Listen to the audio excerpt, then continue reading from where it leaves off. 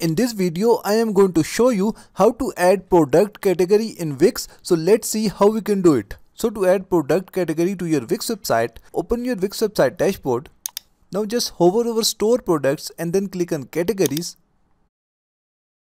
Here you will see the categories that you have already created. Now to add a new category to your website, from the top just click on new category. Give it a name. After that you can add a short description and image for the category. And if you want to make the category active on your site, then you can turn it on or off from here. After that you can create coupons for your categories, and also you can edit the SEO settings for your category from here. Now to add products to your category, just click on add products from here. And here you will see the products that you have published on your website. You can scroll down and select your product, or from the top you can search for the product that you want to add to your category.